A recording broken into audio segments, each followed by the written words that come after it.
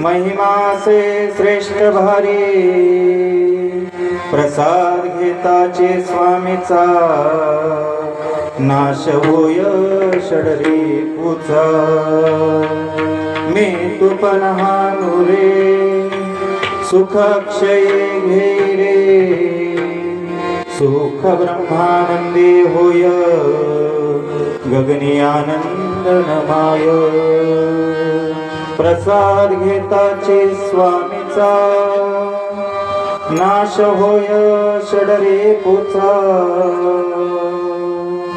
लक्ष्मण मने घ्याहो जन्म मृत्यू चुकवाहो प्रसाद घेताचे स्वामीचा नाश होय षडरी पुचा शिव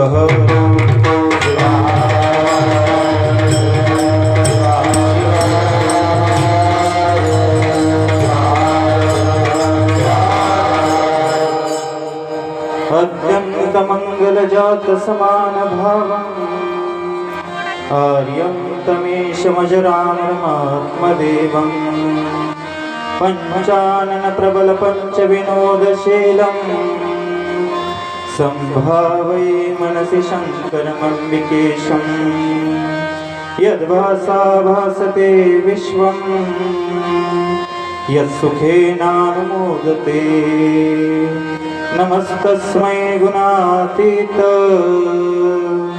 विभवाय परात्मने अमृतार्थ प्रपन्नानां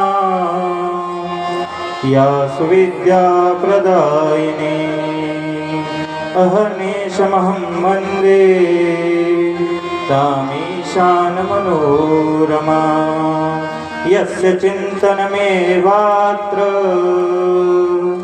सर्वदुःखैकनाशनम् नमामि सिद्धितं देवं फलसिद्धाख्य सद्गुरुं शिवाचार्याय पूज्याय सिद्धलिंगेश योगिने नमस्ते गुरुवर्याय भक्तानां कामधेनवे सिद्धनाम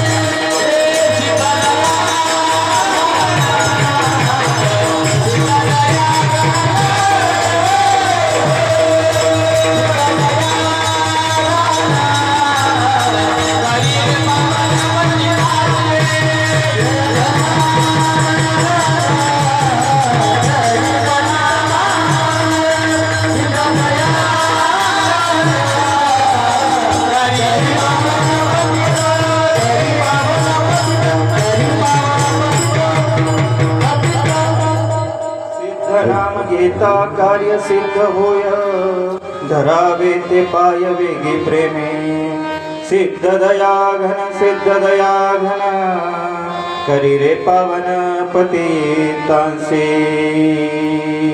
अनंत कोटी ब्रह्मांडाचा नायक अनेक कल्याण गुण्याक निधान सच्चिदानंद स्वरूप भगवान सिद्धेश्वरांच्या चरण कमली अनंत अनंत साष्टांग प्रणिपात समर्पित करून श्रीमद जगद्गुरु पंचाचार्य सच्चिदानंद स्वरूप भगवत पाद जगद्गुरु प्रसिद्ध महास्वामीजी यांच्याही दिव्य चरण कमली अनंत अनंत साष्टांग प्रणिपात समर्पित करून शिवयोगी संत शिरोमणी मनमत माऊली तथा या संप्रदायाचा कळस म्हणून ज्यांना संबोधलं जातं, मनमध्ये रचिला पाया लक्ष्मण झाला से कळस,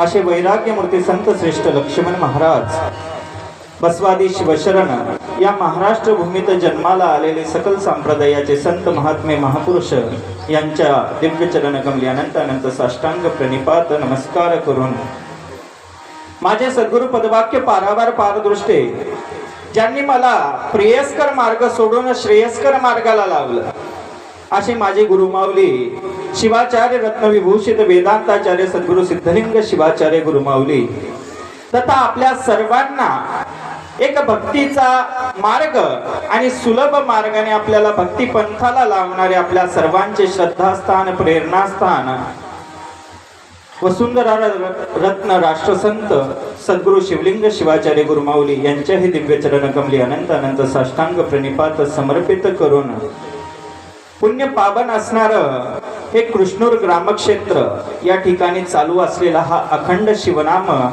सप्ताह आणि आजचा हा प्रसादाचा दिवस, या प्रसाद रूपी कीर्तना करता साथ करणारे उत्कृष्ट असे विनेकरी असतील, माहेश्वर मूर्ती स्वामीजी असतील, उत्कृष्ट असे गायनाचार्य ज्यांना गाणं कोकिळा म्हटलं तरी कमी ठरणार नाही, एकदा टाळ्या वाजवा एकदा या कलाकारांचं, असे शिवभक्तपरायण आमचे जनार्दन बेदरीकर असतील, हौगी पन्नासे असतील, उत्कृष्ट असे मृदंगाचार्य ज्ञानेश्वर विभूती असतील, आपलं नाव आके सर, आपण मारुती पाटील, उत्कृष्ट असे हार्मोनियम वादक आहेत दापशेडकर असतील, सर्वच भजनी मंडळ हे बाल गोपाळ भजनी मंडळ चोपदार टाळकरी वारकरी भगवती पार्वती समान माता आणि भगिनी यांच्या हृदय मंदिरातील भगवान शिवाचं स्मरण करून शिवहर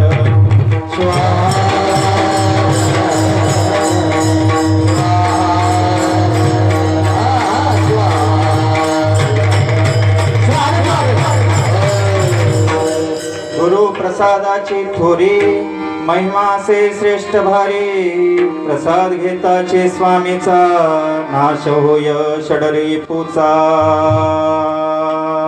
प्रस्तुत कीर्तना करता घेतलेला अभंग ज्या माऊलीच्या आशीर्वादाने, ज्या माऊलीच्या दिव्य अशा स्पर्शाने संत पदाला पोहोचले असे जगद्गुरु प्रसिद्ध महास्वामीजी यांचे कृपांकित शिष्य वैराग्य मूर्ती संत श्रेष्ठ लक्ष्मण महाराज यांच्या प्रासादिक वाणीतून आलेला हा प्रसादाचा अभंग चिंतना करता, या प्रसादाच्या माध्यमातून लक्ष्मण महाराज आपल्याला जीव शिव ऐक्यता होते, या प्रसादाच्या माध्यमातून आपल्याला ज्ञान प्राप्ती होते आणि ती ज्ञान प्राप्ती म्हणजे शिवज्ञानाची प्राप्ती होते.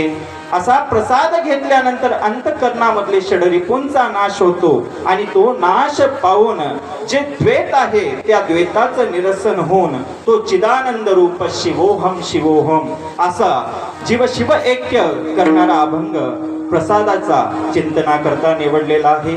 यावर यथामती यथाचिंतन करण्याचा प्रयत्न करेन. तुझे नाम रे घेऊन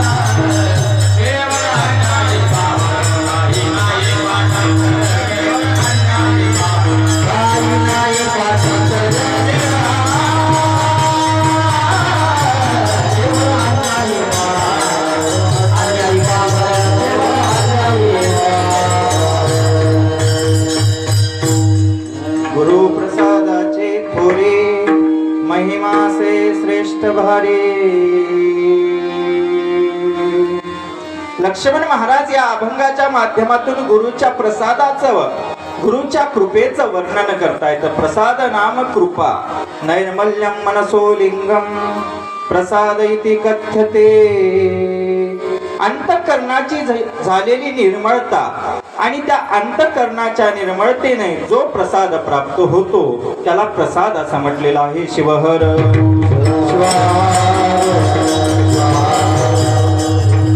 असा प्रसाद लक्ष्मण महाराजांना प्राप्त झाला.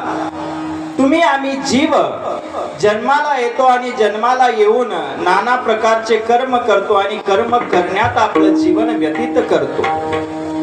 जीव जन्माला आल्यानंतर अनेक प्रकारचे कर्म करतो तो सुख प्राप्ती करण्याकरता. पण संत जन्माला येऊन आपल्या जन्माचं सार्थक करून घेतात. असे लक्ष्मण महाराजांसारखे संत असतील, ज्ञानेश्वर माऊली सारखे असतील, मनमत माऊली सारखे संत असतील, हे संत जन्माला येऊन त्यांना गुरु प्राप्ती करून आपलं ध्येय साध्य करतात. कारण गुरु तत्व आणि शिवतत्व एकच आहे. अप्रत्यक्षो महादेव सर्वेषामात्म मायया. गुरु हा अप्रत्यक्ष महादेव आहे. गुरु तत्व आणि शिवतत्व एकच आहे. आणि गु म्हणजे अंधकार आणि रू म्हणजे प्रकाश. आणि जो अंधकाराकडून प्रकाशाकडे नेतो तो गुरु शिवहर.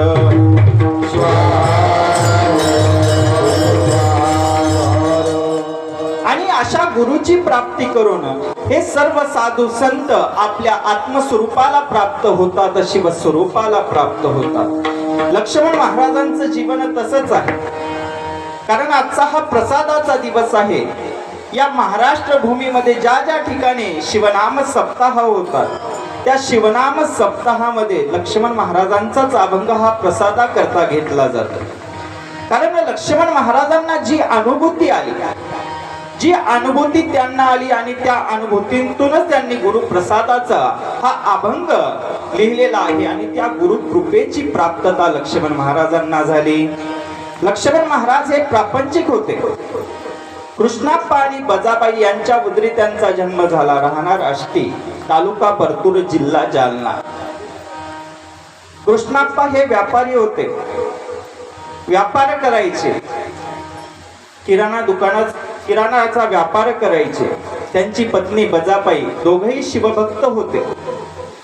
पण उदरी पुत्र नाही म्हणून व्याकुळ झालेले होते की एखादा तरी पुत्र आमच्या उदरी असावा, एखादा पुत्र आम्हाला तू दे. अशी वारंवार भगवान शिवाची आराधना करायचे, उपासना करायचे, शिवपूजन करायचे. आणि एक दिवस भगवान शिवांना त्यांनी व्याकुळतेने प्रार्थना केली आणि प्रार्थना करून सांगितलं काहीतरी आमच्या कुळाचा उद्धार करण्यासाठी एखादा पुत्र तू आम्हाला दे. भगवान शिव देखील प्रसन्न झाले आणि त्या प्रसन्नतेचं फळ म्हणून त्यांच्याकडे काही साधू महात्मे हे आले काही दिवसानंतर. आणि साधू महात्मे त्यांच्या घराजवळ आले आणि घराजवळ आल्यानंतर कृष्णाप्पांना हाक मारली. कृष्णाप्पांना हाक मारल्यानंतर त्यांनी सांगितलं आमची भोजनाची, राहण्याची आणि आम्हाला दक्षिणा देण्याची कृपा असावी. कृष्णाप्पांना कळालं की हे आपल्या घरी अतिथी आलेले आहेत आणि अतिथी देवो भव ही आपली संस्कृती आहे. मग अतिथींचा आदर सत्कार करणं हे आपलं कर्तव्य आहे. कृष्णाप्पांना प्रश्न पडला आता या लोकांचा व्यवस्था कशी झाली. आणि कृष्णाप्पांनी विचार केला काही लोकांकडून आपण दान दक्षिणा करून यांचा उदरनिर्वाह करू, यांना तृप्त करू. परत विचार केला कृष्णाप्पांनी या लोकांना भिक्षा मागून तृप्त करण्यात काय अधिकार आहे. मग एका सावकाराकडून त्यांनी 100 रुपये व्याजाने घेतले. साधू भरपूर होते आणि साधूंनी मागणी केली होती खाने को लड्डू, बैठने को तट्टू, तुंबाभर रुपये नगद. साधूंनी आट घातली होती कृष्णाप्पांना आम्हाला खाण्यासाठी लाडू द्या, बसण्यासाठी पलंग द्या आणि दान दक्षिणा द्या.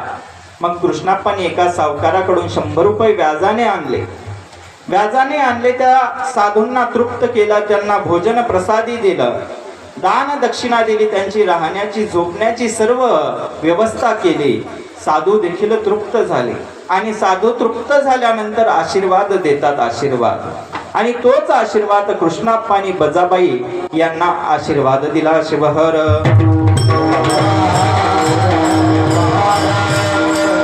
तो आशीर्वाद कृष्णाप्पा आणि बजाबाईंना दिला की सांगितलं तुमच्या कुळामध्ये एका दिव्य पुत्राचा जन्म होईल, तो तुमचा कुळाचाच काया अखिल मानव जातीचा कल्याणाचा मार्ग प्रशस्त करेल. या भरकटलेल्या जीवांना तो मार्ग दाखवेल, कारण तुम्ही आम्ही जीव भरकटलेले आहोत आणि या अशा कल्याणाचा मार्ग दाखवण्यासाठी तुमच्या घरी एक दिव्य रत्न जन्माला येईल, असा साधूंनी आशीर्वाद दिला. कृष्णाप्पा आणि बजाबाई खुश झाले साधूंचा आशीर्वाद प्राप्त करून. आणि असं करत करत बजाबाईंना दिवस गेले, डोहाळे लागले शिवनामाचे, शिवपूजनाचे, शिवभजनाचे. शिवभजन करू लागल्या, शिवनाम गाऊ लागल्या, शिव नामस्मरण करू लागल्या. आणि असं करत करत आश्विन शुद्ध दशमी सूर्योदयाच्या वेळी लक्ष्मण महाराजांचा जन्म झाला. भक्ताचा हो जन्म.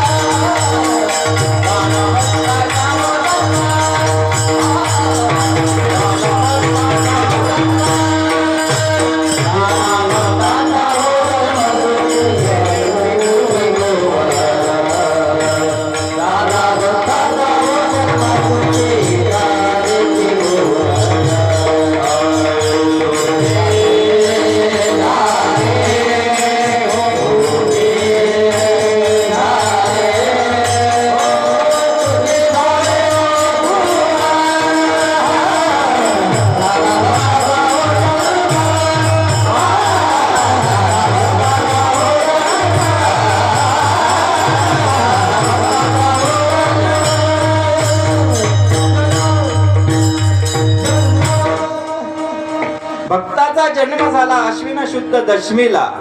जेव्हा भक्त जन्माला येतात, झाला भक्ताचा हो जन्म, सुखी केले त्रिभुवना. अशा भक्ताचा जन्म होतो तेव्हा एक या निसर्गामध्ये परिवर्तन होतं. निसर्ग देखील अशा दिव्य आत्म्याचं स्वागत या पृथ्वी तलावर करतं. तसं लक्ष्मण महाराजांचं स्वागत या निसर्गाने केलं आणि सगळं ब्रह्मांड हे सुखी झालं. शिवहर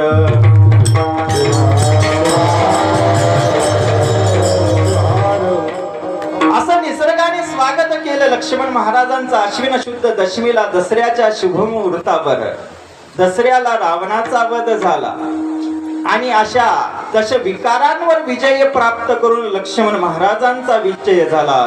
पंच ज्ञानेंद्रिय असतील, पंच कर्मेंद्रिय असतील, पंच प्राण अशा आदी विकारांवर विजय करून लक्ष्मण महाराज जन्माला आले. ते आश्विन शुद्ध दशमीला म्हणजे सूर्योदयाच्या त्या काळी.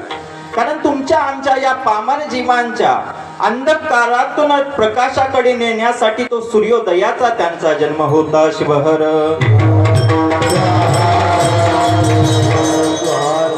अशा सूर्योदयाच्या काळी लक्ष्मण महाराजांचा जन्म झाला. लक्ष्मण महाराज हे वाढू लागले. बालवयात शिवनामाचा घोका करायचे, दगड धोंड्यांची पाना फुलांनी पूजा करायची. बालवयातच वृत्ती होती, कारण मातेने संस्कार केले होते. गर्भामध्ये तो अंकुर असताना शिवनाम करायची, शिवचिंतन करायची, शिवपूजन करायची आणि तेच संस्कार लक्ष्मण महाराजांवर स्मरण भजन पूजन संताचे सदा कीर्तनाचे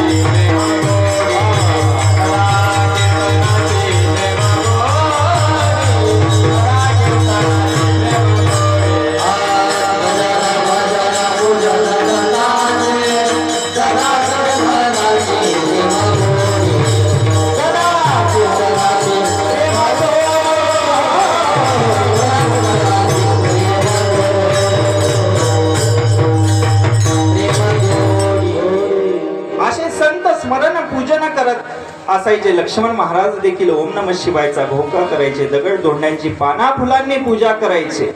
लक्ष्मण महाराजांचं वय वाढत होतं, बाल वयातून तरुण अवस्थेकडे जात होते.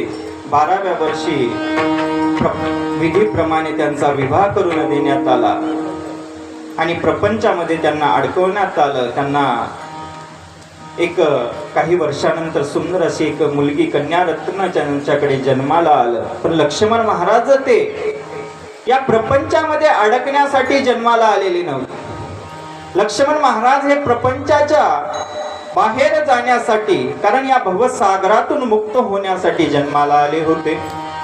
मग लक्ष्मण महाराज या संसारामध्ये त्यांचं मन लागत नव्हतं, मन व्याकुळ व्हायचं. आपला जन्म या करताच आहे का? आपल्याला या जन्मामध्ये येऊन नेमकं काय सार्थक करायचं आहे, नेमकं काय मिळवायचं आहे, असे प्रश्न लक्ष्मण महाराजांना पडायचे. मग लक्ष्मण महाराजांची व्याकुळता या प्रपंचातून बाहेर निघण्याची वाढत होती. मग लक्ष्मण महाराजांनी गुरुचा शोध घेण्यास सुरुवात केली. घराच्या बाहेर प्रपंचातून विरक्तीला पावले, घरदार सोडलं आणि गुरुच्या शोधात देऊळगाव राजा या ठिकाणी गेले. देऊळगाव राजा या ठिकाणी बुलढाणा जिल्ह्यातील देऊळगाव राजा दमय्या स्वामींच्या मठामध्ये गेले, तिथे अनुग्रहित झाले. पण लक्ष्मण महाराजांचं समाधान काही तिथे झालं नाही. मग तिथून ते पुन्हा बाहेर निघाले, खामगावला आले. खामगावला काही दिवस एका व्यापाराकडे नोकरी केली, पण त्या नोकरीमध्ये देखील त्यांचं मन लागत नव्हतं. हिशोबामध्ये घोळ व्हायचा. तो मालक त्यांना विचारायचा, आप्पाजी तुमचं हिशोबामध्ये लक्ष नाही, तुमचं लक्ष आहे तरी कुठे? लक्ष्मण महाराज म्हणायचे, अरे तुझ्या त्या धातूच्या तुकड्याचा हिशोब काय करणार, मला माझ्या आयुष्याचं खरं धन प्राप्त करायचं आहे, गुरुरूपी धन प्राप्त करायचं आहे. लक्ष्मण महाराजांनी रागराग ती नोकरी सोडली आणि थेट साखरखेड्याची वाट धरली. साखरखेड्याला आले. जगद्गुरु प्रसिद्धांच्या संजीवन समाधी जवळ आले. तिथे त्या मठामध्ये गेले, समाधीला नमस्कार केला. गुरुवर्यांच्या दर्शनासाठी त्यावेळचे आचार्य गंगाधर शिवाचार्य हे त्या मठाचे मठाधिपती होते. त्यांचं दर्शन घेतलं, त्यांना साष्टांग नमस्कार केला. गुरूंनी विचारलं, कोण तुम्ही, कुठून आलात, कुठे जाणार? आपल्याला देखील गुरु विचारतात. आपल्याला गुरुने विचारलं की आपण म्हणतो कृष्णूरून आलो, नांदेडला चाललो. पण लक्ष्मण महाराजांना जेव्हा गुरूंनी प्रश्न विचारला, कोण तुम्ही, कुठून आलात, लक्ष्मण महाराजांनी उत्तर दिलं, मायापुरीहून आलो, उदासपुरीला चाललो, एकटाच आलो आणि एकटाच जाणार. मी मायापुरीहून आलो आणि उदासपुरीला चाललो. मायापुरी, आपण ज्या जगामध्ये या संसारामध्ये राहतो ती मायापुरी. नाहीतर मुंबईचं देखील नाव मायापुरी आहे. शिवहर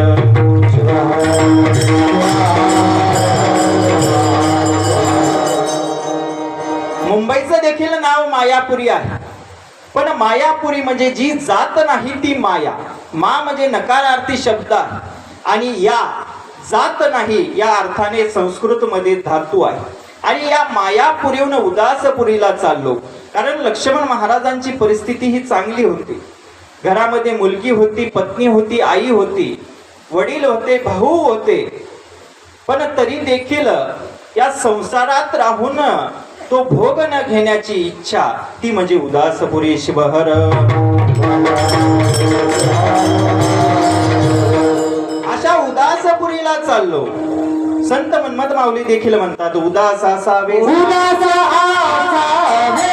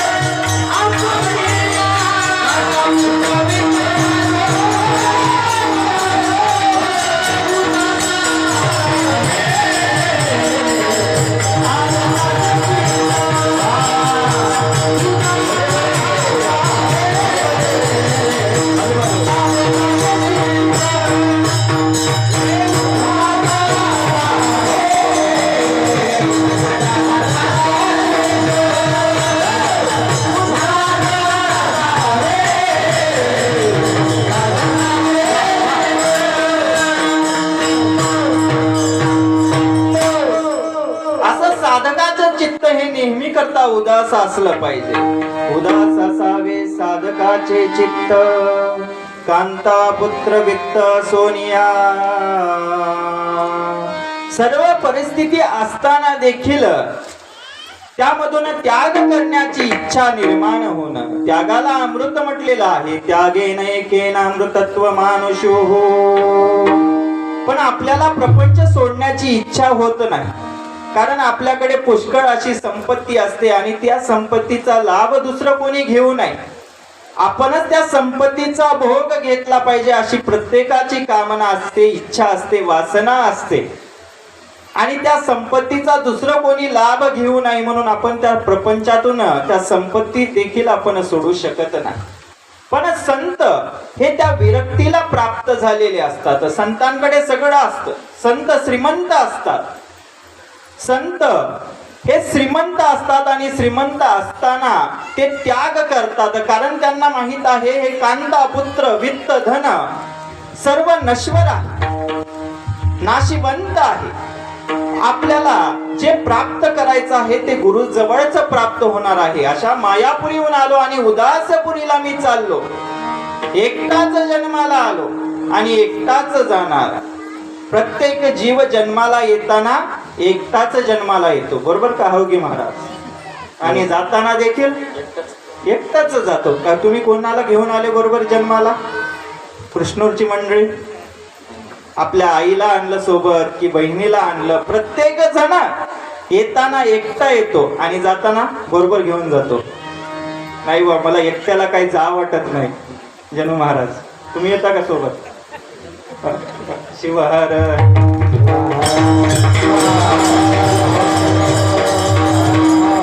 प्रत्येक जीव जन्माला येताना एकटा येतो आणि एकटाच जातो. कोणी कोणाला बरोबर घेऊन जात नाही. लक्ष्मण महाराजांनी उत्तर दिलं सद्गुरू गंगाधर माऊलींना, मी जन्माला आलो, एकटा आलो, आता एकटाच जाणार. गंगाधर शिवाचार्यांनी ओळखला हा कोणी साधारण महात्मा नाही, हा एक दिव्य पुरुष आहे. त्यांनी सांगितलं तुम्ही मठामध्ये राहा, साधना करा, तपश्चर्या करा. एक दिवस तुम्हाला निश्चितच तुमच्या देवाचं, तुमच्या सद्गुरूचं दर्शन होईल. गंगाधर शिवाचार्यांकडून ते दीक्षित झाले. मठामध्ये साधनेला, तपश्चर्येला, अध्ययनाला सुरुवात केली. काळ लोटत गेला. जवळजवळ 20 वर्षाचा काळ निघून गेला. लक्ष्मण महाराज मठामध्ये राहायचे, सेवा करायचे, भजन करायचे, नामस्मरण करायचे, पूजन करायचे, आपली ती इष्टलिंग उपासना करायचे. असं करत करत त्यांची भाव अवस्था ही बदलत गेली. तळमळता वाढली, अंतःकरणामध्ये व्याकुळता वाढली. सद्गुरु भेटीची, त्या भगवान शिवाच्या साक्षात्काराची व्याकुळता वाढली. प्रार्थना करायचे, समाधी समोर जाऊन ध्यानाला बसायचे. ध्यानाला बसले असताना त्या पलसिद्धाला मोठ्या मोठ्याने हाका मारायचे. हाका मारत मारत कधी रडायचे, कधी हसायचे, कारण त्यांची अवस्था बदलली होती. विधेयी अवस्थेकडे ते जाऊ लागले आणि असं करत करत त्यांची भावावस्था बदलली. जगद्गुरु प्रसिद्धही त्यांच्या त्या तपश्चर्येला आणि साधनेला प्रसन्न झाले. संजीवन समाधीस्थ झालेली ती मूर्ती 980च्या काळात म्हणजे 10व्या शतकात समाधीस्थ झालेली जगद्गुरु प्रसिद्धांची ती मूर्ती. जगद्गुरु प्रसिद्ध म्हणजे हे पंचपीठापैकी उज्जैन पीठाचे नंदी गोत्रीय दारुक शाखीय या मठाचे उज्जैनी म्हणजे उत्तर उज्जैनीतून दक्षिण उज्जैनी बल्लाळी जिल्ह्यात ज्यांनी पीठ स्थलांतरित केलं, जगद्गुरु प्रसिद्ध महास्वामीजी यांनी नंदी गोत्रीय पीठ स्थलांतरित केलं ते दक्षिण उज्जैनीमध्ये. आणि त्याच मठाचे मठाधिपती, त्या धर्मपीठाचे मठाधिपती ते 60वे जगद्गुरु होते ते प्रसिद्ध महास्वामीजी. या महाराष्ट्र भूमीमध्ये जेवढे नंदी गोत्रीय मठ आहेत हे जगद्गुरु प्रसिद्धांच्या, मग आपलं जवळचं बेटमोगरा असेल, आदी नंदी गोत्रीय मुखेड असतील, अशा आदी सर्वात जास्त मठ हे नंदी गोत्राचे आहेत महाराष्ट्रामध्ये. आणि हे सर्व मठ जगद्गुरु प्रसिद्धांच्या प्रवासातले आहेत. आणि त्याच प्रसिद्ध महास्वामीजींनी परतीचा प्रवास करत करत साखरखेडा, खेटकवणी समाधी घेतली स्वामींनी. अशा खेटकवनामध्ये म्हणजे साखरखेडा जिल्हा बुलढाणा या ठिकाणी समाधीस्थ झाले. आणि ती समाधीस्थ मूर्ती, कारण हे योगी आपला प्राण त्या भगवान शिवाच्या ठिकाणी योग विद्येने विलीन करत असतात. त्याला संजीवन समाधी असं म्हणतात. शिवहर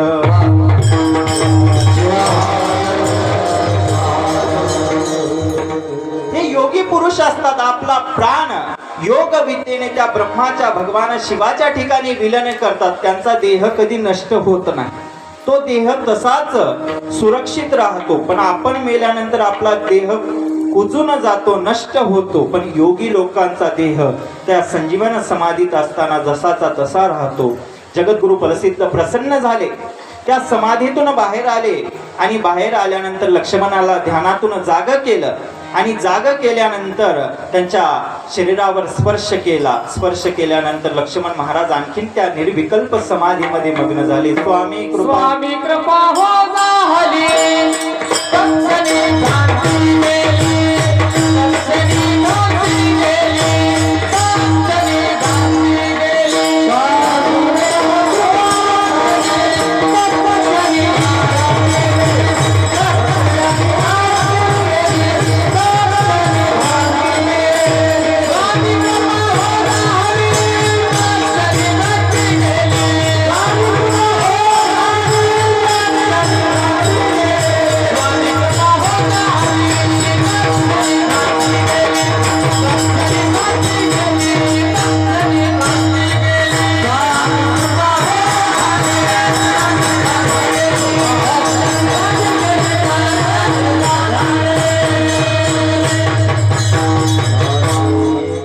स्वामींची कृपा लक्ष्मण महाराजांवर झाली. त्यांची तत्क्षणी भ्रांती गेली, भ्रांतीतून बाहेर पडले, भ्रांतीचा पडदा उडाला.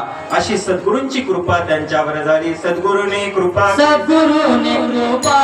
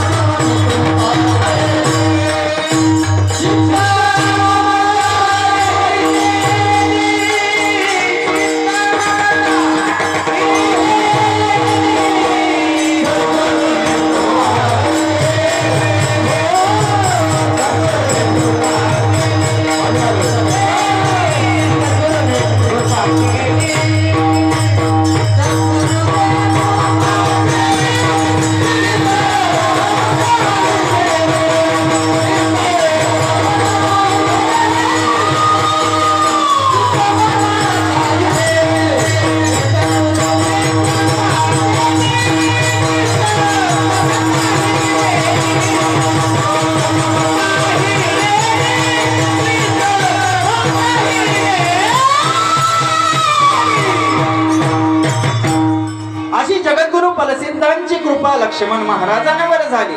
लक्ष्मण महाराज हे समाधी मग्न झाले. त्यांना बाहेर त्या समाधीतून बाहेर काढलं जगद्गुरु प्रसिद्धांनी आणि बाहेर आल्यानंतर आज्ञा केली, आता लक्ष्मणा तू या अखिल मानव जातीच्या कल्याणासाठी तू आता अभंगली काहीतरी वाङ्मयली. लक्ष्मण महाराजांनी आपल्या अभंग लिहिण्याविषयी असमर्थ्य दर्शवलं. मी काय त्या भगवान शिवाची स्तुती करणार. मी पामर जीव अडाणी कोणतं शास्त्र जाणत नाही, कोणतं अध्ययन केलं नाही.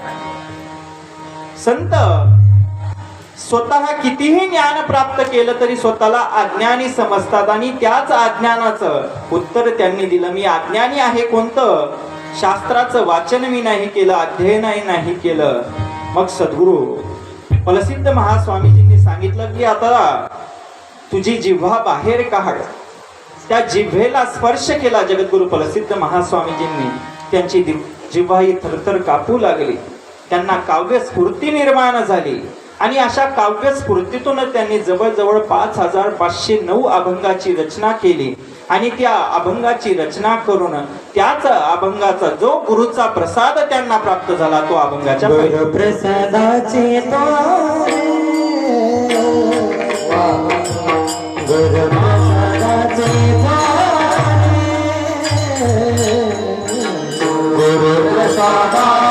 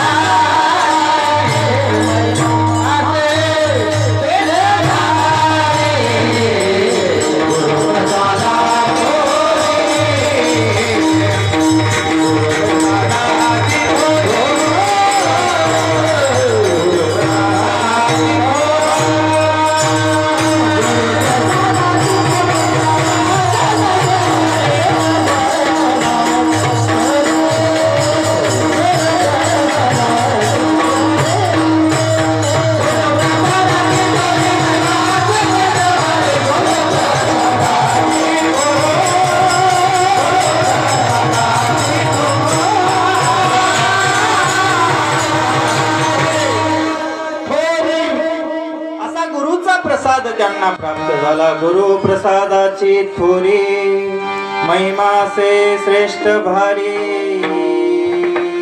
जगद्गुरु प्रसिद्ध महास्वामीजी यांच्या कृपेने तो प्रसाद लक्ष्मण महाराजांना प्राप्त झाला. कारण अंतकरण निर्मळ झालं होतं आणि त्या मनाच्या निर्मळतेने त्यांना सद्गुरूची कृपा नाम प्रसाद प्राप्त झाला. दिव्य स्पर्श केला. दिव्य स्पर्श करून जिव्हेला स्पर्श केला. त्या जिव्हेला स्पर्श झाल्यानंतर काव्य स्फूर्ती निर्माण झाली आणि त्या काव्य स्फूर्तीतून त्यांनी अभंग रचना केली आणि त्याच अभंगातून त्यांनी प्रसादाचा अभंग लिहिला आणि त्यामध्ये म्हणतात त्या गुरुचा प्रसाद थोर आहे, श्रेष्ठ आहे आणि तो भारी आहे. त्याचा महिमा देखील भारी आहे. आदी विशेषणांनी वर्णन केलं लक्ष्मण महाराजांनी. म्हणजे गुरुची कृपा थोर आहे आणि ती गुरुची कृपा मला प्राप्त झाली पण आपल्याला देखील प्राप्त झाली पाहिजे हे लक्ष्मण महाराजांनी सांगितलं. कारण गुरुची कृपा आपल्याला जर प्राप्त करायची असेल तर साधक अवस्थेला आपल्याला जावं लागतं आणि साधकाचे लक्षण सांगितलेले आहेत. तर तो विवेक संपन्नो विरागे शुद्ध मानसः जिज्ञासु सर्व संसार दोषभंसकरं शिवम. साधक कसा असला पाहिजे? गुरुची कृपा प्राप्त करणारा साधक हा ततः विवेक संपन्न असला पाहिजे, वैराग्य संपन्न असला पाहिजे, शमदमादी षट संपत्ती त्याच्याकडे असली पाहिजे आणि मोक्ष इच्छा हे आदी साधनं जर त्याच्याकडे असतील तरच तो गुरुची कृपा प्राप्त करू शकतो. शिवहर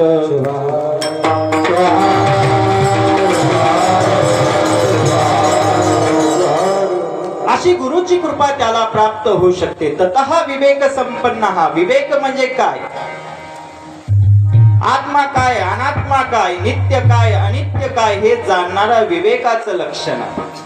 वैराग्य काय आहे? या संसार बंधनातून मुक्त होऊन परमेश्वर प्राप्तीची इच्छा मनामध्ये निर्माण होणं ते वैराग्य. म्हणजे हे संसारिक गोष्ट त्याज्य समजणं ते वैराग्य. शमदमादी षटसंपत्ती, शम दम दिग्दीक्षा उपरती श्रद्धा आणि समाधान. शम सर्व वासनांचा त्याग, दम इंद्रिय निग्रह, सर्व इंद्रियां पंच ज्ञानेंद्रिय असतील पंच कर्मेंद्रिय असतील त्याच्यावर ताबा.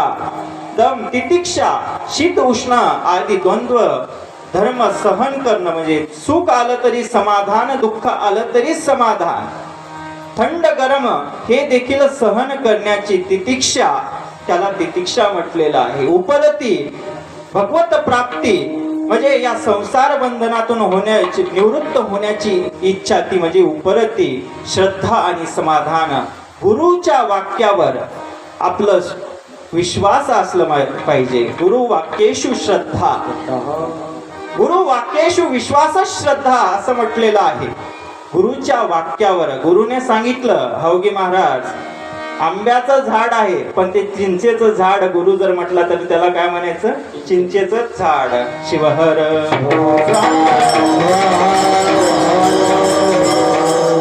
की गुरुने तुम्हाला सांगितलं हे आंब्याचं झाड नसून चिंचेचं झाड आहे.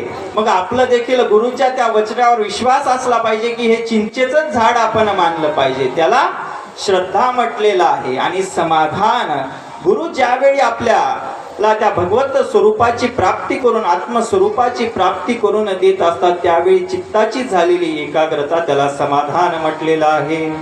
आणि मोक्ष इच्छा, या जन्मातून मुक्त होऊन त्या सच्चिदानंद स्वरूप प्राप्त करून घेणं, त्या संसार बंधनातून मुक्त होण्याची इच्छा, ती मोक्ष इच्छा. शिवहर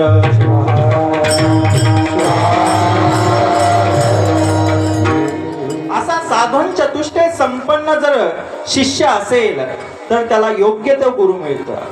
मग ही शिष्याची योग्यता सांगितलेली आहे, गुरुची देखील योग्यता सांगितलेली आहे. गुरु कसा असावा? तद्विज्ञार्थं प्रणिपातेन समित्पानेश श्रोत्रिय ब्रह्मनिष्ठ. गुरु कसा असला पाहिजे? भगवत्पाद रेणुकाचार्य देखील म्हणतात, उपैति लोक विख्यातम लोभ मोह विवर्जितम आत्मतत्व विचारज्ञम विमुक्त विषय भ्रमम. गुरु कसा असला पाहिजे? गुरु लोक विख्यात असला पाहिजे. त्याने लोभाचा मोहाचा त्याग केलेला पाहिजे.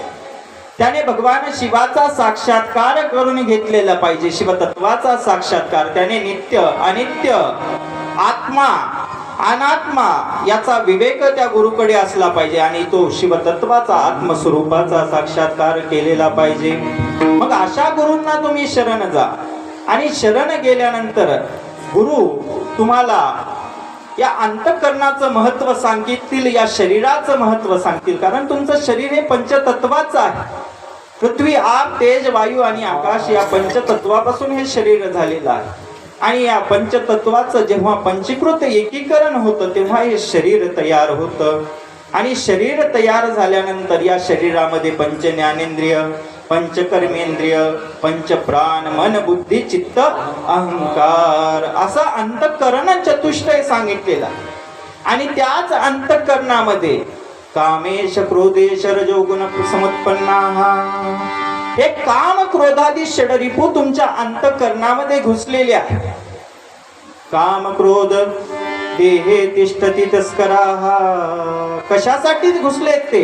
ज्ञान रूपी रत्नाचं अपहरण करण्यासाठी हे षडरिपू तुमच्या अंतःकरणामध्ये घुसले. हे षडरिपू महाभयंकर आहे. कामे नाडिले जनाला अंतर पडे परमार्थाला, अंतर पडे परमार्थाला, नाडिले जनाला, अंतर पडे परमार्थाला, पडे परमार्थाला, अंतर पडे.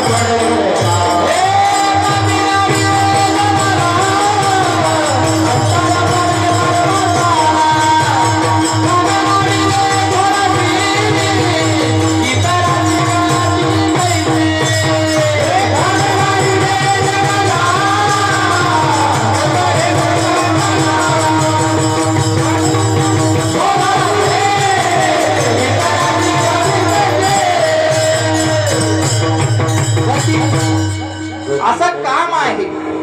माणसाच्या एकदा अंतःकरणात निर्माण झाला तर परमार्थापासून तो आपल्याला विभक्त करतो, परमार्थ तो करू देत नाही. कामातुरा नाम भयम न लज्जा. काम आतुर माणसाला न कसली भीती राहते न कसली लाज राहते. आपल्याला सर्वांना तुलसीदासांचं उदाहरण माहित आहे. आणि तुलसीदास आशेच काम आतुर झाले होते, त्यांना काही सुचत नव्हतं. रत्नावलीच्या भेटीसाठी गेले. मग तो त्या नदीमध्ये वाहणारा देह त्यांना होडी समान वाटला. रत्नावलीने दोरी सोडली असं वाटलं, पण ती दोरी नसून साप होता नदी तीरावर. तरी देखील त्यांना वाटलं ती दोरी आहे. आपली पत्नी देखील आपल्या भेटीसाठी उत्सुक झालेली आहे आणि तुलसीदास भेटीसाठी गेले, पत्नी भेटीसाठी. आणि त्याच पत्नीने सांगितलं, एवढीच आतुरता तुम्ही त्या भगवान श्री रामचंद्रांना प्राप्ती करण्यासाठी जर दाखवली असती तर ते प्रभू श्री रामचंद्र तुम्हाला भेटले असते. त्याच ठिकाणी त्या पत्नीमध्ये त्यांना गुरुच दर्शन झालं आणि तुलसीदासांनी तुलसी रामायणाची रचना केली. शिवहर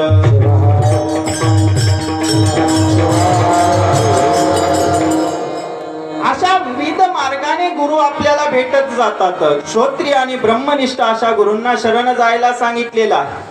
मग तो गुरु श्रोत्रिय, सर्व शास्त्राचा अध्ययन केलेला असावा, ब्रह्मनिष्ठ असावा, आत्म्याचा साक्षात्कार केलेला असावा. अशा गुरूंना शरण जा आणि शरण जाऊन त्या गुरूंना आपल्या अंतःकरणाची व्याकुळता सांगा की माझा जन्म कशासाठी आहे, कोण मी कोठील, का हो जन्म झाला, मर्म त्या सद्गुरूला पुसावे हो.